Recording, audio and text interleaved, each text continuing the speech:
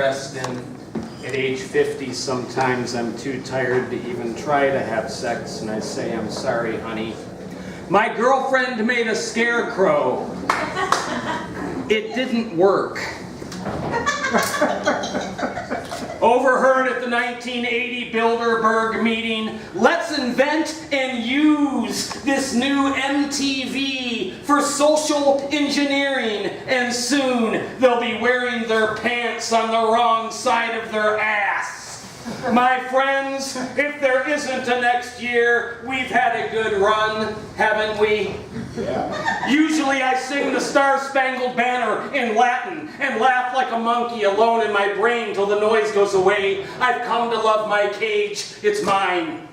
Soon the perfect barbarians will arrive at the door, robots and zombies, they seek to eat our light. While we snore, they make more. I lost my time machine in 1990. The intellectual thrust of the 21st century disgusts me.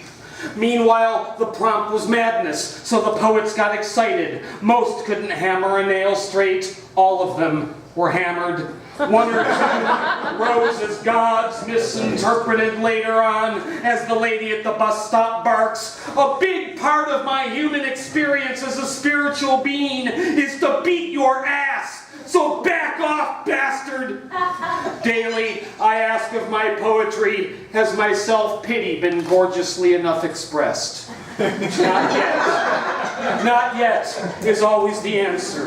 My whole life I've wondered what Dylan Thomas's poem Altar Wise by Owl Light was about.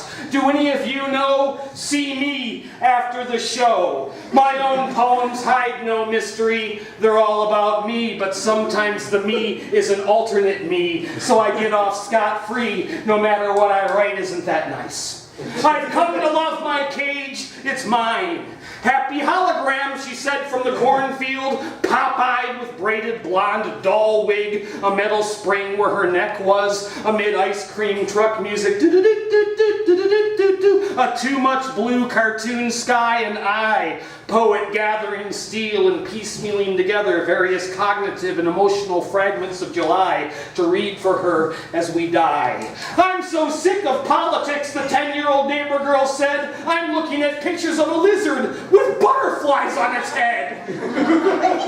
We all fall and fail, the soothsayers say. Remember the tale of Dorian Gray, where the road ends in a dying land. The last poet scrawled sonnets in the sand. Let the wind take what humans don't heed. Please leave them their cheeseburgers and broken TVs while Henry Kissinger and the Queen let clean what they bleed. Did you guys see it? OJ absolutely killed his probation hearing. The juice will be loose October 1st. He took a victim empathy class, so the real killer better watch her ass. Go OJ, Go Nation is so horny for justice, probably they'll play golf. In Heat-Pocalypse Week, noon came nicotine-stained and 90 degrees, and sadly, even I was mind-controlled by the eclipse. Even I used the stupid NASA-approved glasses. I so wanted to be glued to some stupid CGI sci-fi on Netflix, like Robots versus Transhumanist Ray Kurzweil's Immortal Cyber Rectum Part 3, or Elon Musk and Grave Peril at the cloning center with no off switch. Indeed. Sometimes I wish Bigfoot would have never had sex with the aliens, the 10-year-old neighbor girl says. Wouldn't that have been nice? My friends, as our struggle to stay sane amid insanity continues, and though the gold diggers got lots of old Viagra boners to attend to, maybe the straws we grasp inflate into life rafts, allowing us to float safely home, in my case, 1990. But had I tiptoed to the totality zone, I'd have visited the comedy of chickens hurrying to their perches for a 2.5-minute nap and rejoiced with the rooster as a cock-a-doodle-dude once the Matrix was back on track. I need no Valentine, I've come to love my cage, it's mine. I said to Brenda last night, honey, as funeral costs continue to rise, my conviction solidifies. Just throw me outside and let the critters thrive till my body becomes a masticated mass of madness poems. Isn't that nice, honey? Isn't that nice, honey? I'm unfollowing Mike G because he clogs my feed with his crazy literature, the typical paper girl says. Well, just last week, a fan from Somalia confided that she and her husband successfully conceived their first child while watching my June performance at Angst. They had been trying for years. They insist that the child's middle name be G for gynecological miracle. That makes me happy. Last night, in my quiet despair, a moth was fluttering around, encircling me as I chain-smoked, believing that I am light. You are also light wherever you are. Even in the 21st century, I'm certain that it's the little things that keep us human, like brushing the hair of a loved one who can't. Someday, on my deathbed, my friends will say, "Is there anything you need, Mike G?" I'll wink and say, "I'm good to go!" And then write a poem about it. Good night, Vancouver. I'm going to Voodoo Donuts. I'm probably not going.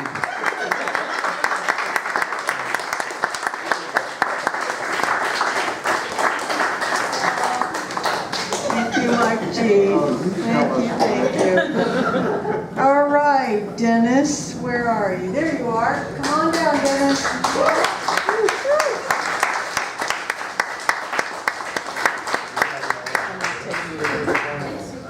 Gynecological miracle. That's good. That's what G stands for.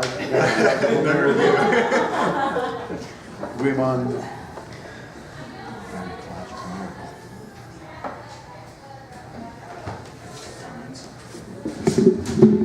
You're not a real Portlander. You've never been one. It's just you can make fun of it.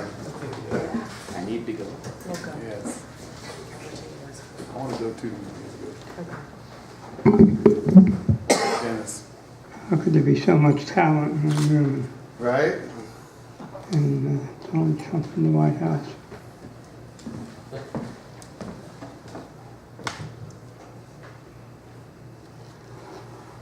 The voice is starting to go.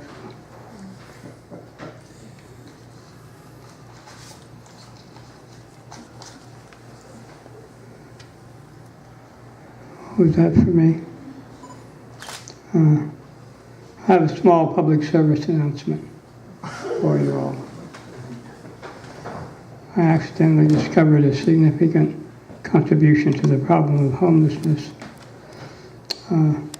It's this personal planner that was given to me at a motivational pyramid seminar.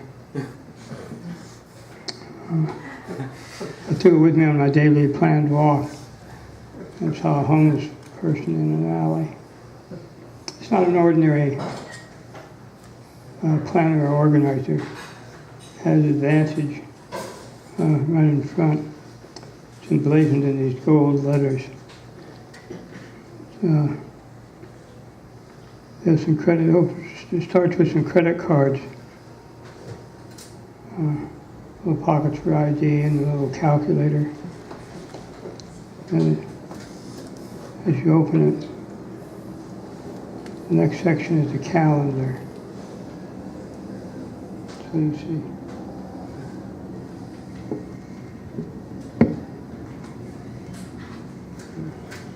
All these little pockets and stuff.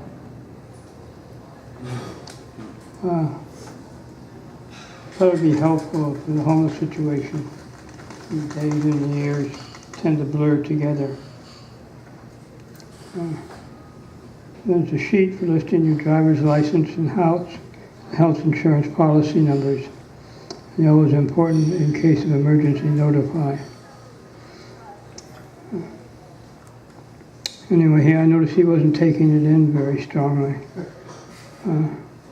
He was just staring at me with a kind of blank stare, which I attribute to malnutrition. So I moved closer to show him the place for address, which I realized would take added importance for him, because being in a state of more or less continual transition, as the homeless often are, they get out of touch with family and friends. At its heart of the daily planner, and also you use a place to write your There's a little diary there. You can write down your thoughts and feelings. You know how difficult it is to stay in touch with, you know, your feelings in your life. And also when you have that much time in your hands too, it makes it extra difficult. And I wanted to overlook this one. There's a place for projects with handy stop and start categories, which can serve as important reminders for the homeless who tend to lose their ability to focus. Anyway, there's a place at the end for expenses because when you have very limited funds, it's more important to keep track of income and outgoing. And also, I forgot about this, there's a little ruler tucked in the last page, which is a thoughtful tool to help with building shelters. Anyway, I know what you're thinking. Did I leave something out? Well, no, I didn't, because there's a special small-size planner for the children. As we all know, the sooner you start productive habits in them, the better, especially with all that bad modeling of being raised by an adult homeless person to overcome. Anyway, I thought I'd just share that public service announcement. Maybe everyone could get a daily planner and give it to a homeless person. And start making America great again.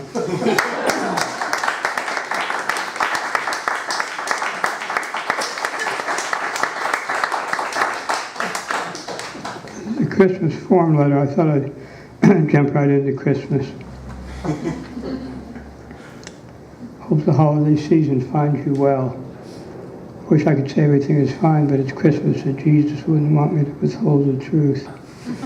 Family's kind of fragmented this year, with my one brother going out to Ecuador with a religious call to do God's work and the other in jail for a little drug indiscretion. On the home front, I hired someone nice from an agency to take my mother out for Christmas dinner and exchange gifts. He looks a lot like me and she won't notice. Can't pay my taxes since I cut off my unemployment. I've not been able to find any livable wage work. My health is holding up pretty well except for the teeth, which is a good thing as I can't afford to keep my health insurance, which runs out at the end of December along with a piece of goodwill. Also, I had quite a scare last week. My dog Alfie just wobbled and fell over and wouldn't get up for 2 days. Couldn't afford a vet, so I prayed and he resurrected, but I keep my fingers crossed. Of course, he's usually incontinent now, so the carpet all smells like urine.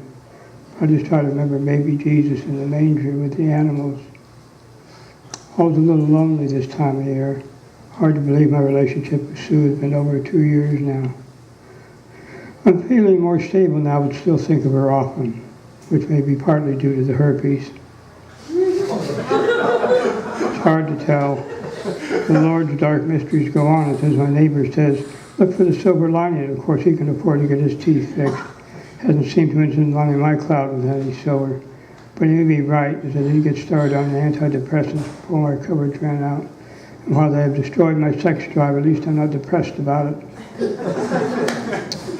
That's it for now. Merry Christmas and Happy New Year to you. It was the night before Christmas, and all through the house, not a creature was stirring, not even a mouse. All had died from uninsured illness. Their bodies were littered on the floor without care. As good old St. Nicholas glanced down with a sad, sad stare. On Donner and Blitzen, he said with great fear, this must be America, let's get the hell out of here.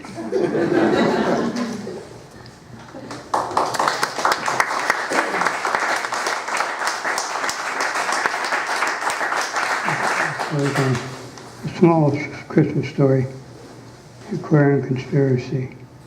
I woke early Christmas morning in the middle of the night with phlegm in my throat, which was mixed in with blood from a cut on the roof of my mouth, the result of trying to eat some hardened kettle potato chips without the protection of my upper partial, which I had lost and couldn't afford to replace.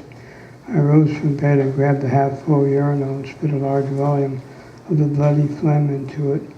Then in sleep, saturated haste to return to bed, I failed to completely secure the urinal lid. When I rose in the morning, my foot knocked it over onto a small pile of mail from the previous day, which I had intended to review.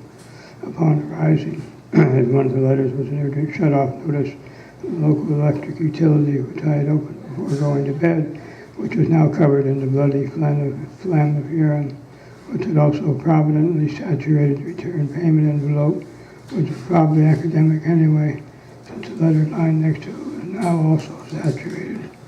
It was about my overdraft fine at the bank. I didn't get a Christmas tree this year. It was probably that maturity's rite of passage had finally arrived with its tarnished message in time to introduce me to my golden years.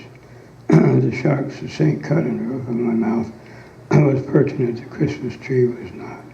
I felt a kind of sad pride in my new ability to face information frontally as an adult, and this brought with it a sort of courage, not a reckless courage or a weathered courage, but a tentative one, which I decided to try out by opening the last letter, which turned out to be my only Christmas card from my nationwide insurance agent. I laid back in bed to mull over the glitter pageant of life.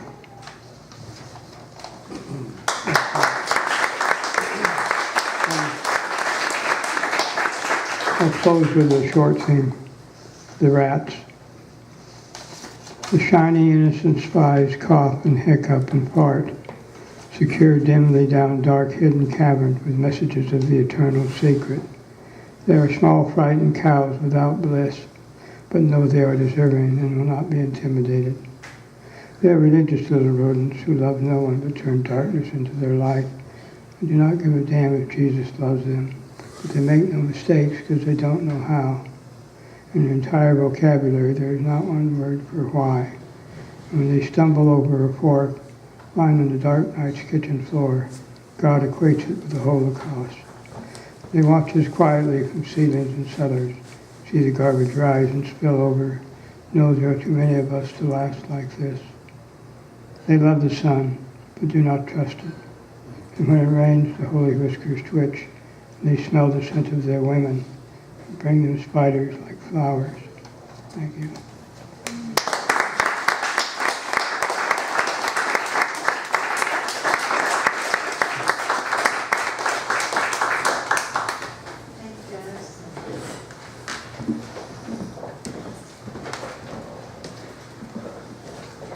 We're going to hear next from Bruce Hall, and Bruce has a piece of art in the show as well. Can someone point over there, point to it? There it is. So before you leave tonight, you get a chance to see what Bruce brought to the party.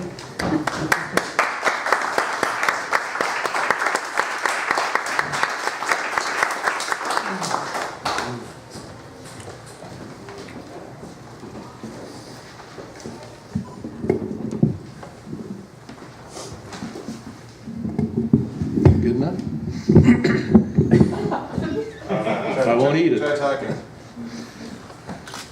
The dark of the moon. Damn you, moon. There you are shining down, peeking through the branches, lifting the hearts of women. They sing your praise, lust after your glow. Women with exotic names like Sylvia, Jane, and Tiffany. Post you on Facebook, write poetry to your praise. The druids predict that you have a magic side blocking out the sun, bringing a premature, awe-filled, fleeting night today.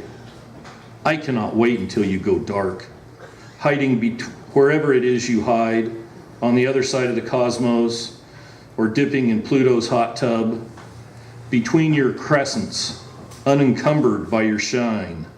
This is the only time men can ponder the universe, or the greatest mystery, the secrets of a woman's soul. Wow.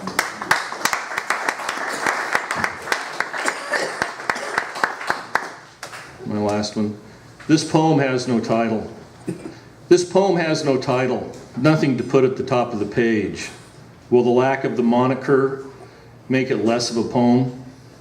This poem has no title, no short burst of words to point your mind in one direction. Dionysus still searching for an honest man. Google is still searching for this poem. The rolling circle circles on. This poem has no title, no name to identify it by, no surname to give you a hint of its origin or preferred grouping, like Mac for Scotland, no pairing like cheese or apple. No title rhyme, excommunicates this poem to the doom of orange. This poem has no title, no first name to make it personal, nothing to make it stand out from any other poem. No quote from a bird of black, no leaves from a forest lawn, no GPS to help choose which path to take. This poem has no title. It gives no hint to its gender. No Mr., no Mrs., no son, no daughter, no trans. Without a title, this poem does not know which bathroom to use. This poem has no title. Nothing to build a brand around. No t-shirt sales, no marketing plan, no likes on Facebook. This poem has no title. Without a title, there can be no IBN number. The Library of Congress can join Diogenes and Google in their search. The circle, that damn spinning circle, spins on. Officials have been called to verify the new world record. This poem has no title, no line, no killer line dripping blood off its knife. Without a title, this poem leaves no CSI evidence. This poem has no title, no grandiose plans for world domination. Not chairman, not president, not king or queen. King or queen. Now those are titles. King or queen comes with mystique, servants, and robes. The title of king or queen invokes images of pageantry, authority, stature, and jewels. King or queen, that is a title to have, except in France.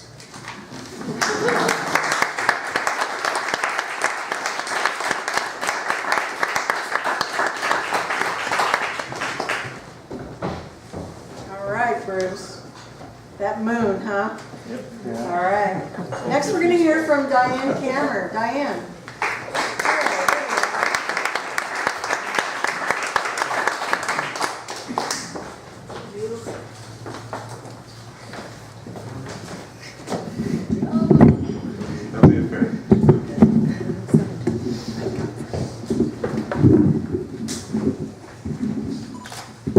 Thank you. Mid-July, I started a thing. I got a book of poetry prompts, and I've always kind of like, oh, I don't need those. I can think of my own poems. Yeah. But I decided that I was going to read a poem every morning, and then write a poem every morning at 6:30 in the morning. So it's a hard time to come up with your own stuff at 6:30 in the morning. So I've got about 42 poems now that I've done since then, and of course there's plenty that are throwaways, but there's some that are not actually that bad. So I'll read two. So first one, the theme was football, or it was actually football. It was sports. Write a poem about sports. Okay. So this is called Football, My Love with You. The bleachers are hard, but you are close, love. You watch the game, read the formation, close. You share what you know next to me. No cautious whispers here. Emotions crest surface. You are the running back.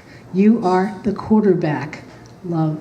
You can call the plays, close.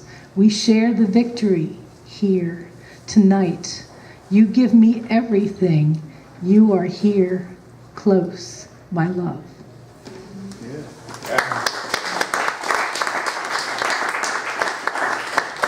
And the next one, oddly enough, was about natural disasters. So, I'm going to go with this one. So this is called What Might Have Happened, Eagle Creek, September. He lit the smoke bomb, tossed it into a dry ravine, paused only a moment to watch the red-green plume, rushed to catch up with his friends, laughing and talking about the weekend and who was going to the beach, the bonfire they would make, s'mores, hot dogs, and maybe beers, and a midnight swim into the depths of the cold, black ocean. Yeah.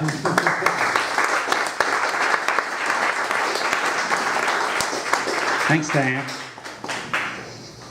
A couple of announcements for you. My poetry workshop that happens once a month next door at Niche will happen next on October 14th, and I'm excited to announce that we are going to expand it and have a Monday evening edition for now, just once a month on the last Monday of the month. If demand requires that we add some, we will, but for now, once a month. So the first of those will happen on Monday, October 30th. There are several people in the room that have taken the workshop, so don't take my word for it. Ask them about it. You guys just raise your hands. You've always been so nice. These are some of the people that have taken the workshop with me if you want to know about what to expect and what it was like. So I hope that you'll be able to come down for that. We are going to have a long evening tonight. You probably guessed that already. So I just want to remind people to make sure that you settle up with them. They are probably going to be getting ready to go before we're really ready to be done. So I thought I would mention that here. All right, and next we're going to have someone I believe is reading for us for the first time. Please say hello to Lauren. Come on up, Lauren. Lauren.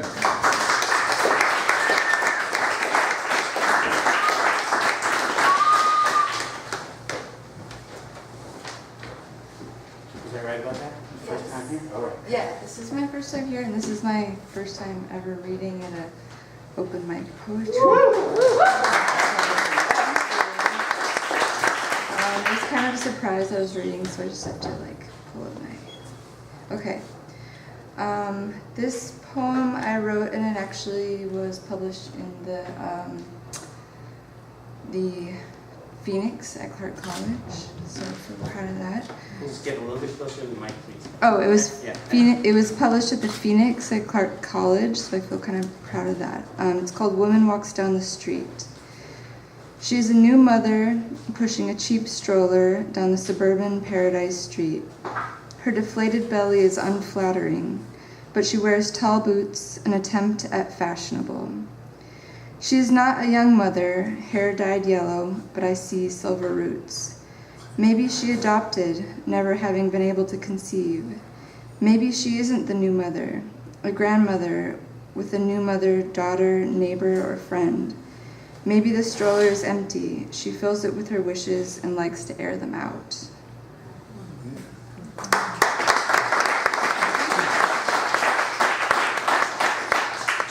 This one is called Kind of Morning.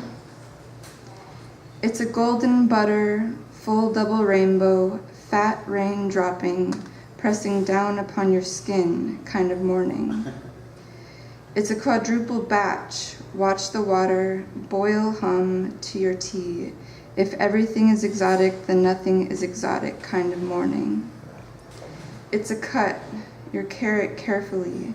Carrot thieving, dog, watch your dearest dream while you pack and pack your pregnant lunch and rock your cradle hips, kind of morning.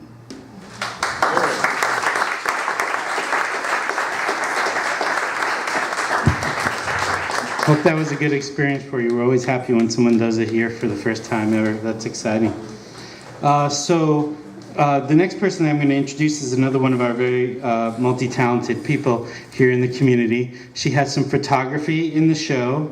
She is the owner of High-End Marketplace, my favorite recreational marijuana establishment, and also the proprietor of the Greenhouse, where just down the street from High-End Marketplace, where Alex's book launch is going to happen and where we're going to do something on September 30th called Lifted Lit. So it is a bring your own cannabis event, and also there are people in the room that were there the last time we did this. We do writing prompts and get high together, and you have to bring your own, but High-End Marketplace is just a few doors down if you need some help with that. And if you don't, people are extremely willing to share. So that'll be 1 p.m., I believe, on September 30th with our next reader, Morgan Hutchinson. Let's bring her up here. Thank you for everything you do. And if you were paying attention tonight, Morgan is also one of our teaching poets and poets in the school. So the list just goes on and on and on. Here she is. Thank you, Chris. I don't even have to plug my own stuff because you just do it, and I really, really, really, really appreciate that because I generally don't like to get up on the mic and do that. So I'll do it forever. thank you, Chris. Gosh, God, he makes me blush. Among all this red too, it's like, it's an accent maybe. I wrote this one tonight while I was listening to your beautiful works because I needed to get this out. I don't know where it's going, but I'm excited about it and I can't wait to continue working on it. It is called Tendons.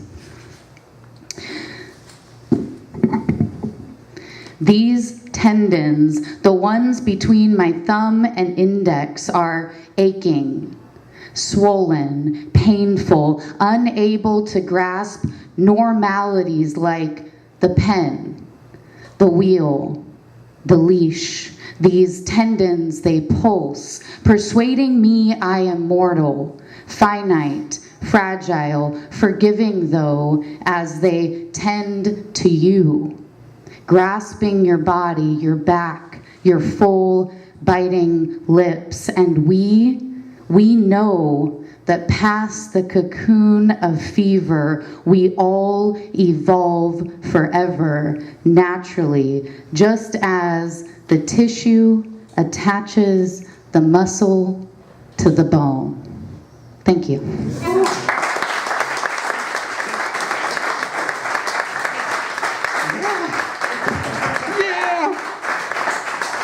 Makes me happy right during the reading. So another thing, when I was talking about all this stuff that's going on around us in this region, one of the great things is the women's collective, Voice Catcher, and Voice Catcher is accepting work from female identified writers now through October 15th. Our next two readers are both editors involved with the Voice Catcher project, and we're happy to have them here. The first of those two, Desiree. Come on up, Desiree Wright.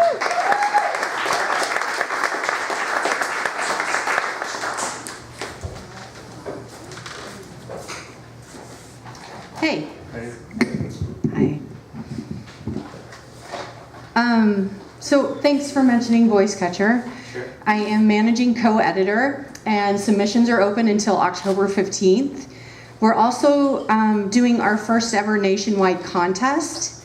So if you are female identified and you want to join your voice with us for social justice, this is a great opportunity. The entry fee is $5. You can submit 5 poems, and I think it's 2,500 words for fiction or nonfiction.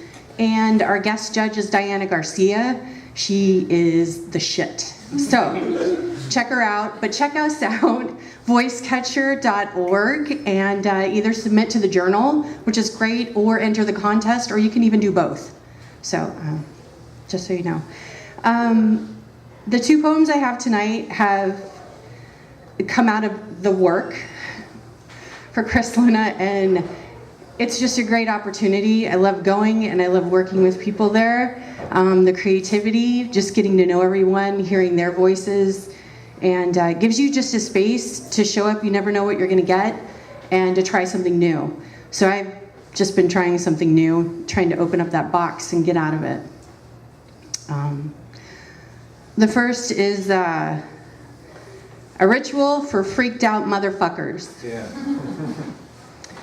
Put on all the clothes in the dresser so you can feel the weight of who you're trying to be. Smudge your eyes with scraps from last night's dinner. Don't be wasteful. Take a penny, heat it over the gas stove, press the hot copper on the back of your hand. Don't forget your place. Write the lyrics to Hotel California in sand. Rate clean, repeat 50 times. Hug your dog, smell his paws, lick his nose. Tear and roll into bite-sized balls all the junk mail, saved receipts, and late payment notices. Eat 1 a day until the next full moon. Take the phone and charging cords and walk to the toilet. Lift the lid, drop them in, now flush, and keep flushing until the cord disappears. Get naked and fuck with the lights on and windows open. Actually, take it to the front porch, be loud. Clip your nails. Put the clippings in the bird bath. Let ash particles nestle into your esophagus. Let them pixelate your lungs. Savor the smoky taste of campfire and carcinogen. Now you are one. Bow to the easterly wind. No time for namaste bullshit here. Zen didn't put out the fire. Yeah.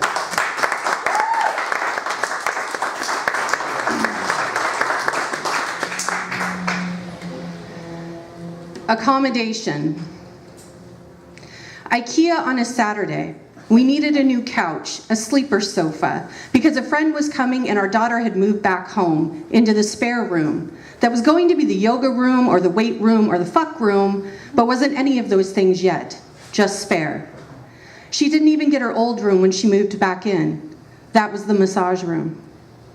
A friend was coming and we didn't have an extra bed or extra room, and I found a couch, a sleeper sofa, that was smaller than the oversized, understuffed, cat pissed on too many times faux leather couch we have now. We fall in with the other when the store opens shoppers, the way ants swarm the poison when you first put it on the counter. Escalator up, white arrows on concrete, telling us which way to go in, which way to go out. But some people drive on the left side, can't read the flow of traffic, and we get stuck by the dorm display. Yellow golf pencil, inventory note card, bin number, aisle number, quantity. We should be checked out in 20 minutes. The woman pulls her husband to the couch and each of her toddler kids wipes fingers on cushions, shoes on armrest, and she just keeps talking so everyone can hear. You know the type. She says to her husband, she says to everyone in the living room section, I love this couch. Look how it folds flat, just the right size. Won't it be perfect? Her husband nods. She quick scans the area for anyone who will make eye contact. The worker is stuck behind the counter. The woman explains how perfect the couch is, as if the worker didn't know their product, as if the worker gave a shit about their product. We stand in front of another couch, not a sleeper sofa, not the one I wanted, but far away from the woman with the East Coast accent shouting opinions to the next couple dumb enough to make eye contact, dumb enough to sit on her couch.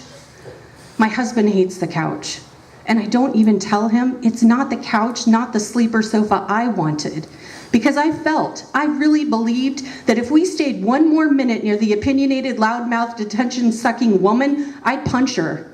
And the blood from her busted nose would stay in the beige linen.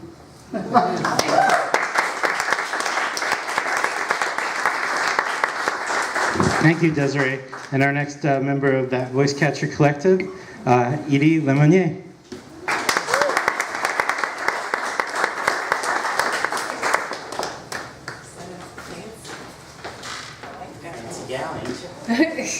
Well, sure.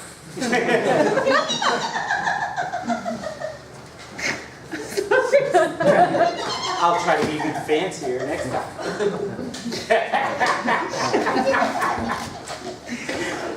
Okay, so this first poem, I have two of them. This first one is a two-parter, and I wrote it on Saturday at the work. And the assignment was we were supposed to write a poem, and I don't even remember now what it was supposed to be about. But we were all done, and I was like, "Arr!" And then he said, "Now go write the opposite." And I went, "No!"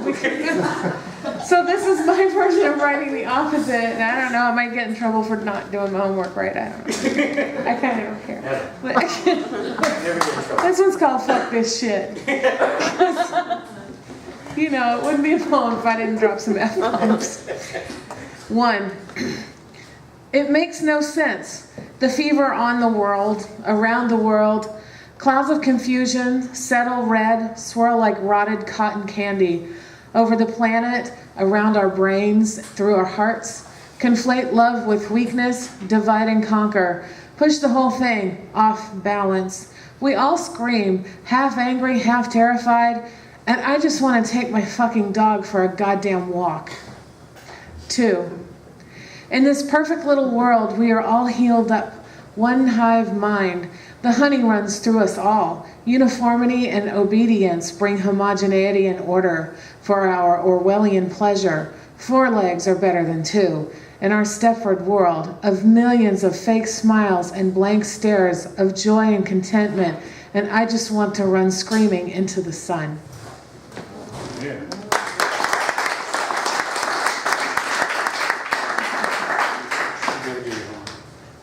You should never do your homework. That's good shit.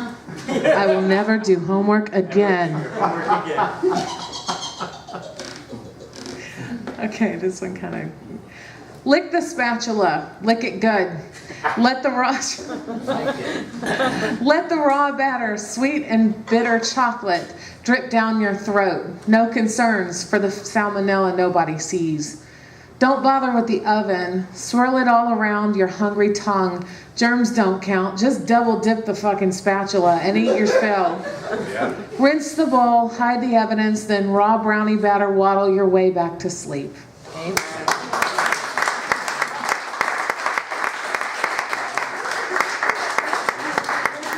Ian Caton.